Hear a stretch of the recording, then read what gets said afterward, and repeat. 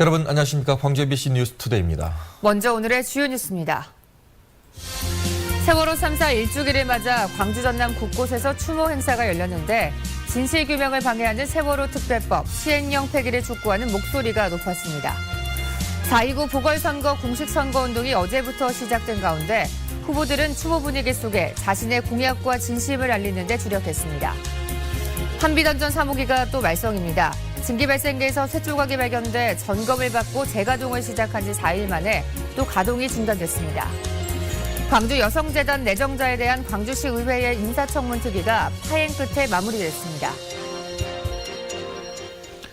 어제 저녁 광주 금남로에서는 세월호 추모 행사가 늦게까지 계속됐습니다. 궂은 날씨에도 불구하고 수많은 시민들이 추모 행사에 동참해서 희생자들의 넋을 위로했습니다. 송정근 기자입니다.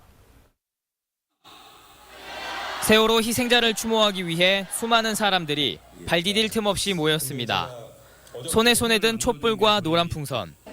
추모객들은 세월호 희생자 가족들의 애절한 이야기에 눈물 흘리기도 하고 생태 같은 어린 학생들의 죽음이 남일 같지 않기에 숙연해지기도 했습니다. 앞으로 저희 아이들도 안전하지 못한 나라에서 살게 되면 그렇게 될 수 있으니까 더 어른들이 더 잘해야 되겠다는 생각이 들어요. 세월호 진상규명과 특별법 시행령 폐지라는 구호 아래 추모 분위기는 고조됐습니다. 쌀쌀한 날씨에도 불구하고 추모 행사장에는 2,000명 넘는 시민들이 참여해 세월호 인양과 진실규명을 촉구했습니다. 세월호 진상규명에 대해서 세월호에 대해서 알고 싶고 그리고 세월호 진상규명하기 위해 왔습니다. 세월호를 하나, 둘, 셋!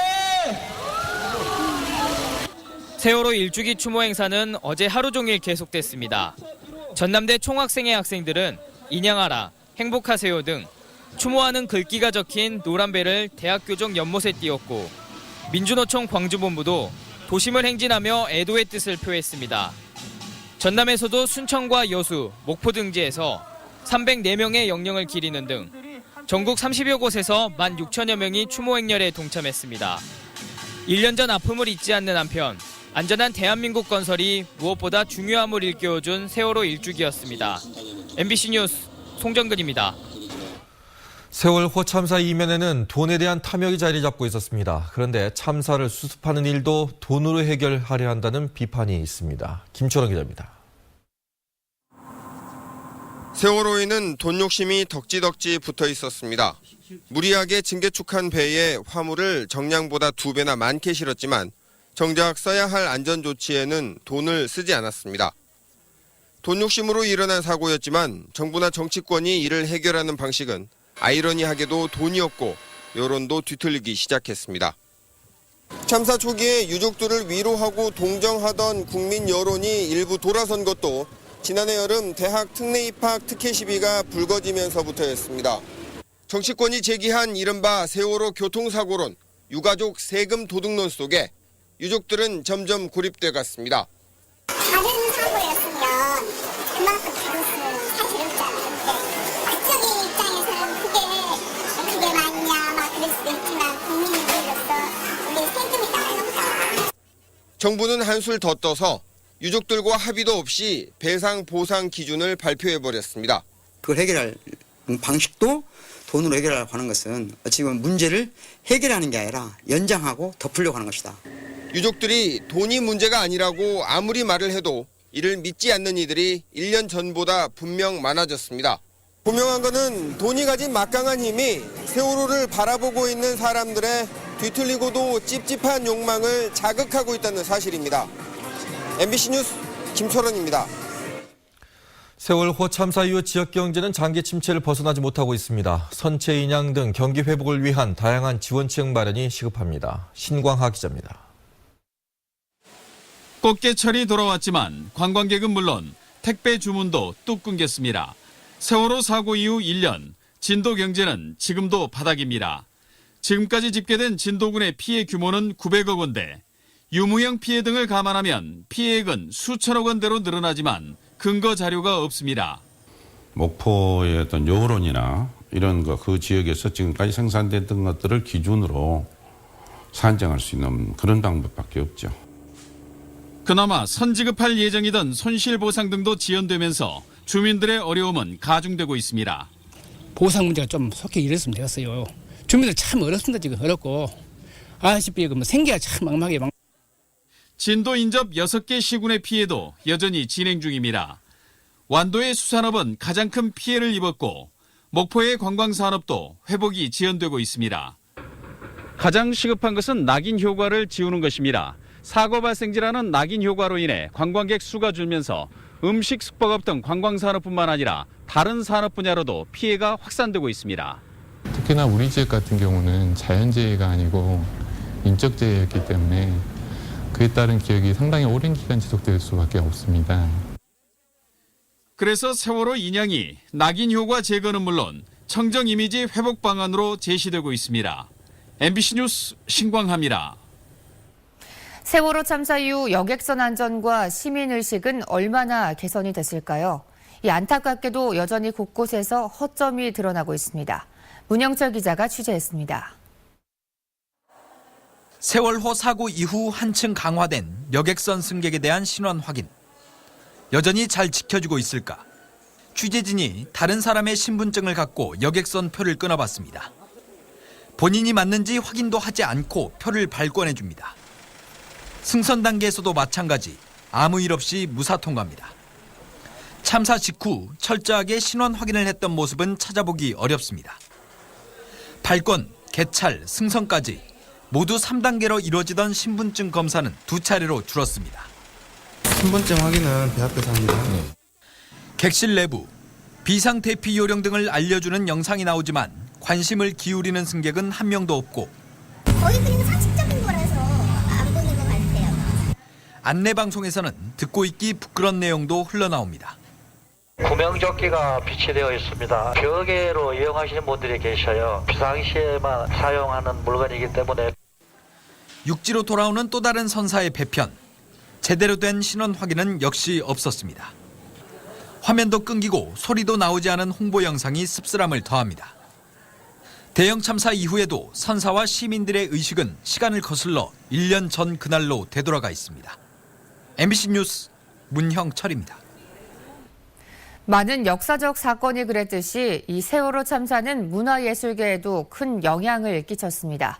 많은 예술인들이 세월호 사건과 그 사건이 일어난 한국 사회를 기록하고 증언하며 진실을 향한 정서적 연대를 이끌었습니다. 박수인 기자입니다. 금요일에 돌아오겠다던 아이들의 방은 아직도 비어 있습니다. 못다 이룬 꿈과 약속들, 그들의 빈 방이 사진작가들의 눈에 담겼습니다.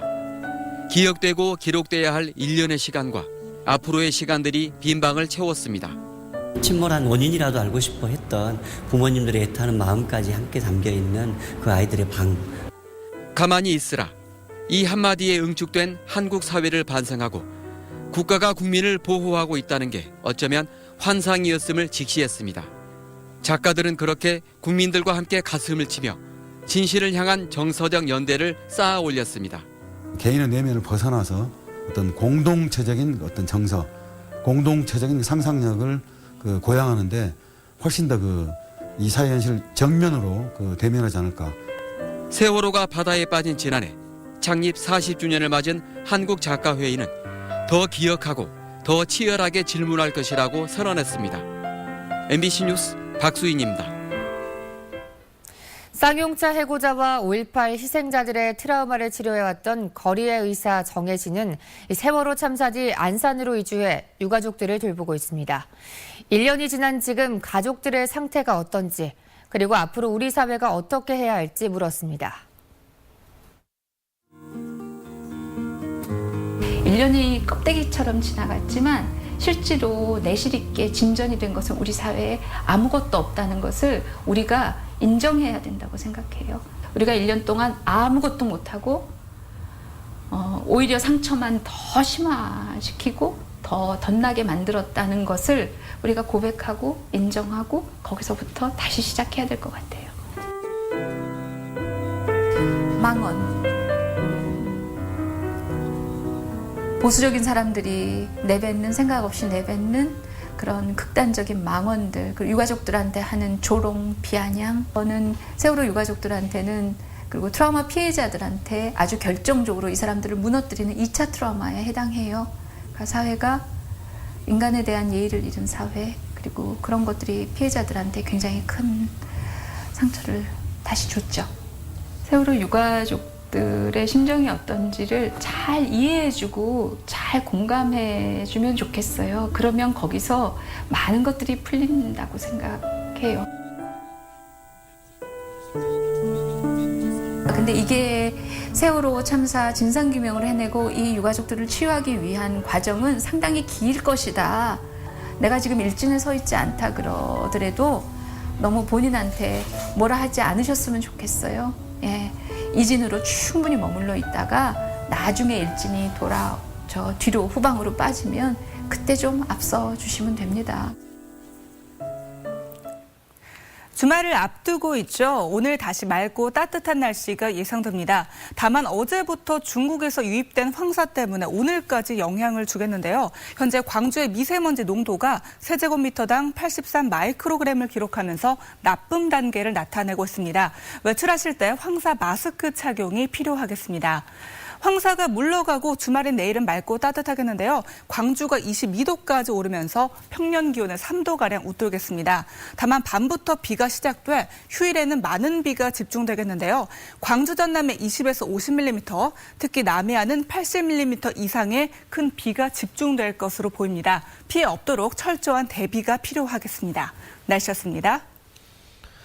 4.29 광주 서구을 보궐선거 공식 선거운동이 어제부터 시작됐습니다. 각 후보들은 어제가 세월호 참사 1주기인 점을 감안해서 추모 분위기 속에 자신의 공약과 진심을 알리는 데 주력했습니다. 한신구 기자입니다. 새누리당 정승 후보는 이정현 최고위원 등 당 지도부와 함께 사회적 약자 보호 정책과 안전체험센터 건립 등 지역 발전론을 앞세우며 광주를 위해 1년만 맡겨달라고 호소했습니다. 이 정승이가 오니까 집권여당의 사무총장님, 최고위원들 다 오시잖아요. 이래서 정승이가 필요하지 않습니까?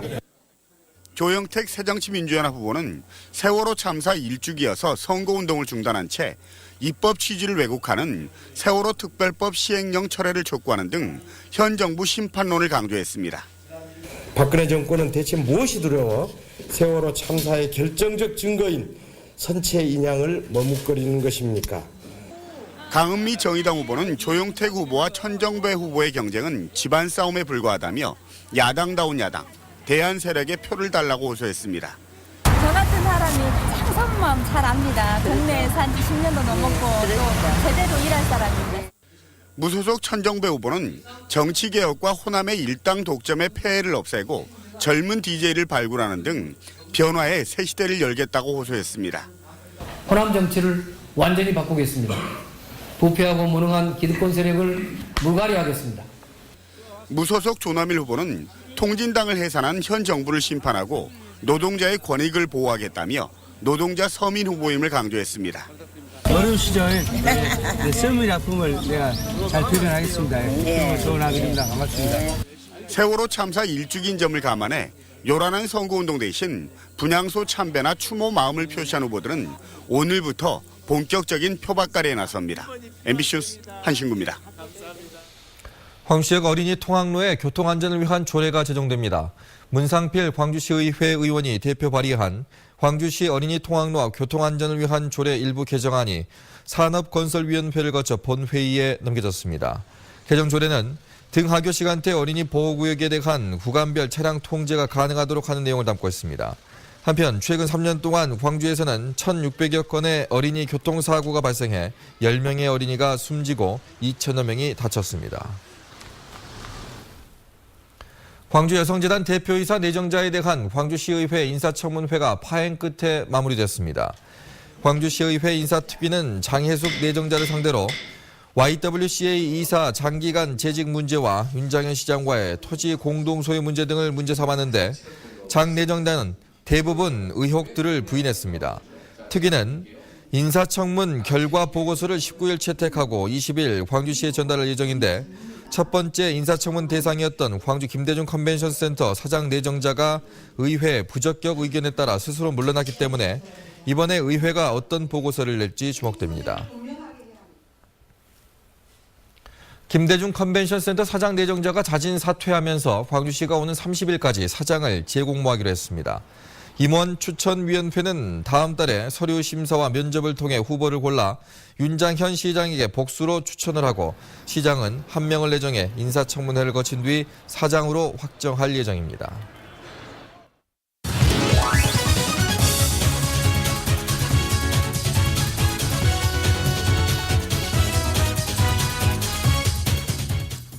스포츠투데이입니다. 기대를 모았던 유망주 임기준 선수는 자신감이 더 필요해 보였고 흔들림 없이 마운드를 지탱해오던 불펜은 볼넷 행진으로 승리를 내주고 말았습니다. 최용기 선수가 5타수 4안타 경기를 펼치고 타선에서는 총 14개의 안타를 때렸지만 결과는 패배였습니다. 쫓고 쫓기는 팽팽했던 경기, 찰나의 순간 승부가 갈렸습니다. 뼈아픈 실책으로 마지막 아웃카운트를 놓치고 곧 실점으로 연결됩니다. 가까스로 동점을 만들었지만 실책 후 실점 상황이 또 그려집니다. 실책에 앞서 승부를 가른 건 4사구. 올 시즌 스프링 캠프 때부터 투수들에게 주어졌던 숙제가 볼넷 줄이기였는데요. 그래서인지 올 시즌 치른 13경기에서 평균 5개로 볼넷이 부쩍 줄었던 마운드가 어제는 볼넷과의 전쟁을 치렀습니다. 무려 13개의 4사구를 남발하며 자멸한 마운드. 한 점차 접전 속에서 밀어내기 볼넷으로 연속 실점하고 멈추지 않는 볼넷 행진 끝에 결국 홈런을 얻어맞으며 승기를 완전히 넘겨주고 말았습니다. 광주FC는 내일 목포 축구센터에서 성남과 K리그 7차전을 치릅니다. 광주는 지난 주중에 열린 제주와의 원정 경기에서 1대2로 패하며 3연패에 빠졌습니다. 7위에 머물고 있는 광주는 6위 성남을 꺾고 연패 탈출에 성공해 목포에서의 첫 승을 거두겠다는 각오입니다. 기아 타이거즈는 오늘부터 홈에서 넥센과 주말 3연전을 치릅니다. 기아는 험버가 선발로 나서고 넥센은 문성현을 내세웁니다. 험버는 올 시즌 선발로 3경기에 등판해 평균 자책점 3.60을 기록하며 다소 들쑥날쑥한 모습을 보였습니다. 문성현 선수는 평균 자책점 9.72로 부진하고 있는데요. 침체에 빠진 넥센을 상대로 기아가 승수 쌓기에 성공하길 기대합니다. 지금까지 스포츠투데이였습니다. 오는 9월 개관하는 국립아시아 문화전당 문화창조원의 개관 콘텐츠가 처음으로 시민에게 공개됩니다. 국립아시아 문화전당 문화창조원은 오는 21일 문화전당 문화정보원에서 상상원 아시아를 주제로 시민 설명회를 열고 목진유 예술감독 등이 콘텐츠 실행 계획을 설명할 예정입니다. 이번 설명회에는 시민 누구나 참석이 가능하고 문화창조원은 설명회에서 시민과 전문가의 의견을 수렴할 예정입니다. 현대 기아자동차 협력 세용 박람회가 김대중 컨벤션 센터에서 열렸습니다. 대기업과 지역 협력업체의 상생 발전을 위해 마련된 이번 행사에는 광주 지역 36개 주요 협력사들과 3,500여 명의 구직자들이 참여해 성황을 이뤘습니다. 현대기아차는 권역별로 열리는 이번 채용 박람회를 통해 전국적으로 17,000여 명이 일자리를 구할 것으로 기대했습니다. 민주노총 광주본부는 옛 도청 앞 5.18 민주광장에서 총파업 선언대회를 갖고 정부의 노동시장 구조와 공적연금 개혁을 저지하기 위해 오는 24일 총파업에 들어간다고 밝혔습니다. 광주본부는 또 세월호 일주기를 맞아 정부가 유가족들을 보상금으로 우롱하고 국민적 합의로 만들어진 특별법을 시행령으로 무력화하려 한다고 비난했습니다. 증기 발생기에서 쇠조각이 발견돼 재가동에 대한 반발이 잇따랐던 한빛던전 3호기가 재가동 4일 만에 다시 멈춰섰습니다. 한빛던전에 따르면 어제 오후 한빛 3호기 원자로 핵심 설비인 냉각제 펌프가 정지되면서 원자로 가동이 가동 정지됐습니다. 한빛던전 3호기엔 지난해 10월 증기 발생기 균열로 가동이 중지된 뒤 점검 과정에서 쇠조각 38개가 발견됐지만 원전안전위원회의 승인을 받아 지난 12일 발전을 재개했습니다.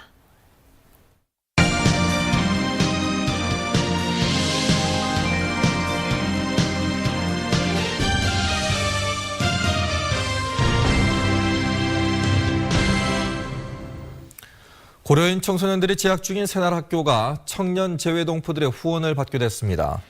재외동포재단과 국내외 차세대 기업인 모임인 YBLN은 고려인 대안학교인 새날학교를 한상 꿈꾸는 교실 1호로 지정했습니다.